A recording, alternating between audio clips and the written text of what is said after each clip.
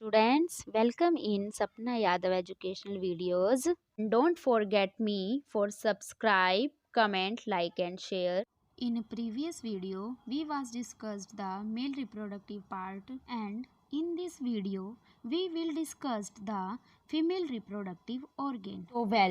This is the structure of the female reproductive organ in the human beings, where we study about the ovaries, fallopian tube. The fallopian tube is also called the oviduct, and the uterus and the cervix as well as the vagina. Okay. So now we study about the ovaries. What is ovaries? In the previous video we study about the male reproductive organ. हमने वहाँ पे पढ़ा था और हमने वहाँ पे discuss किया था कि जो मेल रिप्रोडक्टिव ऑर्गन में स्पर्म्स कहाँ पे प्रोड्यूस हुआ करते थे, कहाँ पे बना करते थे, टेस्टिस के अंदर. तो this is the big question, where ovum is form. कहाँ पे बनते हैं ये ओवम, कहाँ पे बनते हैं ये एग्स. तो इसका आंसर ये है कि जिस तरह से स्पर्म टेस्टिस के अंदर बनते हैं उसी तरह से ही जो एग है वो कहाँ पे बनते हैं, ओवरीज के अंदर. जो ओवरीज होती है वो स्ट्रक्चर में कैसी होती है, वो पेयर होती है. ठीक है, पेयर स्ट्रक्चर होती है उसकी. ओके, जो कि यूट्रस के साथ ज्वाइन हुआ करती है. ठीक है, और इसकी स्ट्रक्चर कैसी है, फ्लावर लाइक स्ट्रक्चर हुआ करती है. ठीक है, और ये ओवरी को, जो ये ओवरी है ये ओवम को रिलीज तो करती ही करती है, साथ के साथ ये हॉर्मोन्स को भी रिलीज करा करती है. दो हार्मोन्स कौन कौन से होते हैं, वो एक होता है एस्ट्रोजन, एक होता है प्रोजेस्टेरोन. ठीक है, तो ओवरी का क्या काम होता है, अभी ये तो है नहीं कि दोनों ये जो ओवरी है, दोनों ओवरी इकट्ठे ही एग को क्या कर देगी, रिलीज कर देगी. ये दोनों ओवरी का एक, ये मान सकते हैं हम कि इन दोनों ओवरी का एक जॉब होया करती है कि एक बार इसकी टर्न आएगी, एक बार इसकी टर्न आएगी, एक बार इसकी टर्न आएगी, एक बार इसकी टर्न आएगी. अगर एक मंथ में इस ओवरी के अंदर से एग रिलीज हुआ है तो नेक्स्ट मंथ में क्या होगा, ये ओवरी में से एग नहीं रिलीज होगा. नेक्स्ट मंथ में क्या होगा, इसकी टर्न आ जाएगी, यहाँ से वो ओवरी इस ओवरी में से एग क्या होगा, रिलीज हो जाएगा. ओके, तो इन दोनों की क्या होती है, इन दोनों की टर्न आया करती है, बारी आया करती है. ठीक है, तो ये थी हमारी ओवरी की बात. हम इसको क्या कहते हैं, ओवरी कहते हैं. ठीक है, उसके बाद आती है हमारी फेलोपियन ट्यूब. अब ये तो है नहीं, जैसे कि हमने मेल रिप्रोडक्टिव में पढ़ा था कि जैसे जो स्पर्म है जो टेस्टिस में प्रोड्यूस होएगा, वो रिलीज होएगा, बनेगा, लेकिन उसके ये तो है नहीं कि वो पूरी उम्र टेस्टिस में रहेंगे, उससे आगे भी तो बढ़ेंगे. उससे आगे हम किस में पढ़ा करते थे, जो मास लाइक स्ट्रक्चर थी एपिडिडिमस में जाया करते थे ना स्पर्म्स, फिर उसके बाद वासा डिफरेंशिया में जाया करते थे. उसी तरह ही सेम प्रोसीजर इसमें भी चला करता है. अब ये थोड़ा नहीं कि एग हमेशा इसी के अंदर ही रहेगा. सॉरी, एक बात मैं और भूल गई जो है बहुत इम्पोर्टेंट. ठीक है, इन दोनों ये जो ओवरी होया करती है इसमें टोटल 400 ओवम हुआ करते हैं.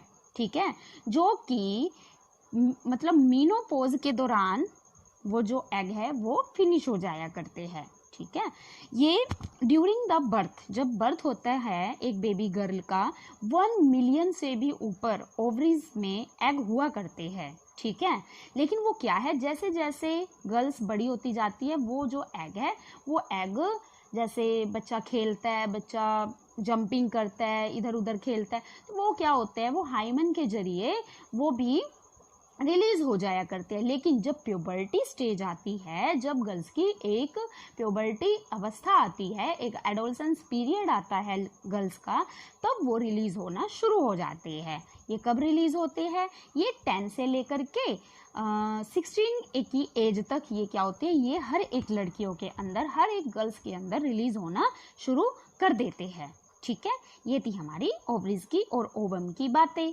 ठीक है, कि ओवरी क्या होती है, एग क्या होता है, एग को ही हम क्या बोलते हैं, ओवम कहते हैं.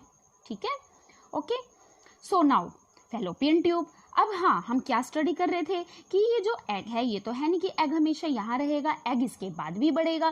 तो ये जो एग है, एग क्या करेगा, ये एग आगे चला जाएगा कहाँ, फेलोपियन ट्यूब के अंदर. तो ये फेलोपियन ट्यूब भी क्या होती है, ये फेलोपियन ट्यूब भी दो स्ट्रक्चर, पेयर स्ट्रक्चर होती है.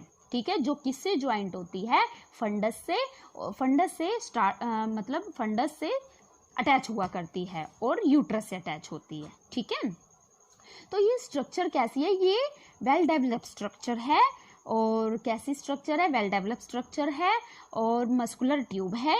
इसे हम क्या कहते हैं, ओविडक्ट भी कहते हैं। ठीक है, और ये कनेक्ट किससे होती है, ये कनेक्ट हो जाती है यूट्रस के साथ में कनेक्ट हो जाती है। ठीक है, और जो ये फिंगर लाइक स्ट्रक्चर दिख रही है ना हमारी, जो ये फिंगर लाइक स्ट्रक्चर दिख रही है, ये किस चीज़ में हेल्प करती है, ये तो है नहीं कि एग अपने आप चला जाएगा। स्पर्म क्या होता है, स्पर्म तो मोटाइल हुआ करता है, तो स्पर्म को उसकी जो टेल है उसकी मोटाइल में हेल्प करती है, उसके आगे बढ़ने में हेल्प करती है।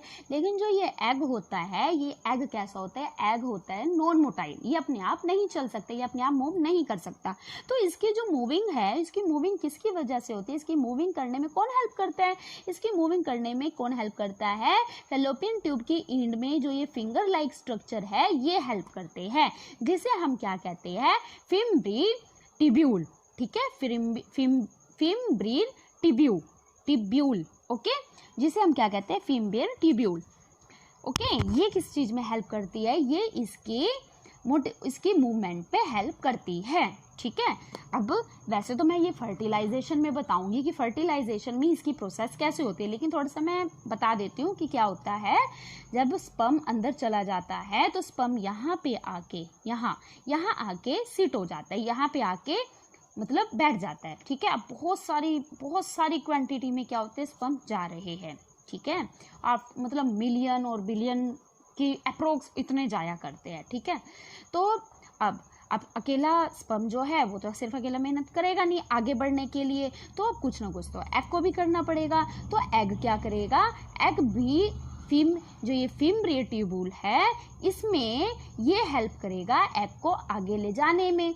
तो क्या होगा, जो ये फिंगर है जैसे इसको क्या करेगी, जैसे ऐसे कैप्चर कर लेगी किसको, एग को, ऐसे खींच लेगी एग को, और एग को खींच करके कहाँ पे ले जाएगी, एग को यहाँ पे खींच करके यहाँ ले जाएगी। ठीक है, इसको ऐसे खींच के और इसको पीछे की साइड इमेजिन कर लो, ऐसे हमने मतलब कोई चीज़ पकड़ी और हमने उसको पीछे की साइड डाल दिया, यानी कि हमने इसको, ये फिंगर जो है, फिंगर क्या करेगी, इसमें से एग लेगी और पीछे की साइड धकेल के यहाँ रख देगी। जहाँ तक ये फिंगर जा सकती है वहीं तक ये फिंगर क्या करेगी, इस एग को लेके चली जाएगी और यहाँ पे रख देगी। उसके बाद क्या करेगा, अब इस फिंगर की पहुंच कहाँ तक थी, सिर्फ यहाँ तक थी, इसलिए इसने इसमें हेल्प करी।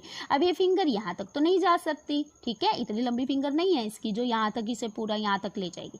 इसके बाद क्या होगा, स्पर्म जो है, स्पर्म को पता चल जाएगा कि जो ओवम है वो इसे सिग्नल दे देगा, ओवम इसको सिग्नल दे देगा कि वो यहाँ है, कि इस साइड से रिलीज हुआ है। ठीक है, तो ओवम क्या होगा, स्पर्म क्या होगा, स्पर्म आगे की साइड चला जाएगा और जाके उसके साथ में क्या कर लेगा, फर्टिलाइजेशन कर लेगा। तो ये हमारा हो गया fertilization process. Okay, so now अब हम क्या पढ़ रहे थे, फैलोपियन ट्यूब मैंने बता दिया क्या होता है। अब है हमारी यूट्रस। अब यूट्रस जो होती है बेटा, जो यूट्रस में हमारा क्या होते हैं, दो पार्ट हुआ करते हैं। ठीक है, एक होता है लोअर, एक होता है अपर। ओके, जो लोअर हुआ करता है वो सर्विक्स होता है और वेजाइना होती है। ठीक है, और जो अपर हुआ होता है, अपर को हम क्या कहते हैं, फंडस कहा करते हैं।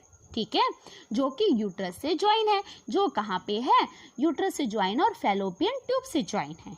ओके, सो नाउ अब क्या होगा, जो यूट्रस है, यूट्रस का क्या काम है, यूट्रस में इसमें किस चीज़ की हेल्प करेगा, अगर स्पर्म का इसके साथ फ्यूज़न हो जाता है तो फिर क्या होगा, यूट्रस में अगर स्पर्म का एग के साथ फ्यूज़न हो जाएगा तो क्या होएगा, जाइगोट में चेंज होएगा, और जाइगोट यहाँ पे एम्ब्रियो में यहाँ पे क्या हो जाएगा, यहाँ पे डेवलप होना शुरू हो जाएगा। एक बेबी क्या होएगा, एक एम्ब्रियो क्या होएगा, वो डेवलप होना शुरू हो जाएगा। ओके, प्लेसेंटा बन जाएगी, प्लेसेंटा से ऑक्सीजन, फूड, सारा का सारा बेबी को मदर से सब कुछ मिलने लग जाएगा। ठीक है, तो ये हमारी होएगी यूट्रस। और जो यूट्रस होती है, यूट्रस की क्या स्ट्रक्चर होती है, यूट्रस होती है हमारी पियर लाइक स्ट्रक्चर हुआ करती है। ठीक है, कैसी स्ट्रक्चर होती है इसकी, पियर लाइक स्ट्रक्चर। यूट्रस क्या होती है? यूट्रस होती है स्पॉन्जी, बिल्कुल स्पंज जैसी इसकी स्ट्रक्चर होती है, पियर लाइक स्ट्रक्चर होती है। और जो ये एंडोमेटीरियम होती है, एंडोमेटीरियम क्या होती है? यूट्रस के ऊपर एक इसकी लाइनिंग, देख रहे हो ना ये लाइनिंग बनती है, ठीक है। मतलब कि यूट्रस क्या होता है? यूट्रस जो होता है वो बेबी के लिए बनता है, ठीक है। हर मंथ ये बना करता है कि अगर कोई स्पर्म आएगा तो स्पर्म की ये ओवम के साथ जब फर्टिलाइज्ड हो जाएगा तो ये उसको डेवलप होने में उसकी हेल्प करेगा। ये हर मंथ चाहे स्पर्म आए चाहे ना आए उसको इससे कोई मतलब नहीं है। लेकिन जो यूट्रस है इसकी जो ये वॉल होती है, एंडोमेटीरियम होती है, ये हर महीने मोटी होने लग जाती है, थिक वॉल बनने लग जाती है। और अगर स्पर्म नहीं आता, इसकी फर्टिलाइजेशन नहीं होती है तो क्या होता है? 28 डे पर इसकी क्या होती है? इसकी मेंस्ट्रुअल साइकिल हो जाती है, ठीक है। और जो ये जो इसकी वॉल होती है, ये वॉल क्या होती है? ये कट कट के टूट टूट के वेजाइना के थ्रू निकलने लग जाती है, ठीक है। ओके, तो ये हमारी होती है यूट्रस। और ये इन 3 डेज क्या होती है? इन 3 डेज ये बिल्कुल होलो हो जाती है, बिल्कुल खाली हो जाती है, ठीक है। और फिर क्या होता है? फिर ये 13 डेज से ओवुलेशन स्टार्ट हो जाती है और ये फिर अपना काम करना स्टार्ट कर देती है, ठीक है। तो ये होती है यूट्रस। ओके, यूट्रस के बाद क्या आता है? सर्विक्स। सर्विक्स क्या होता है? Cervix is the part of the lower part of the uterus, ठीक है। जो किस चीज में हेल्प करती है? यूट्रस में जो बेबी होता है, बेबी को आगे जब बर्थ होता है बेबी का, जब बेबी का बर्थ होएगा तो उसको आगे मतलब सरकाने में हेल्प करेगी, ठीक है।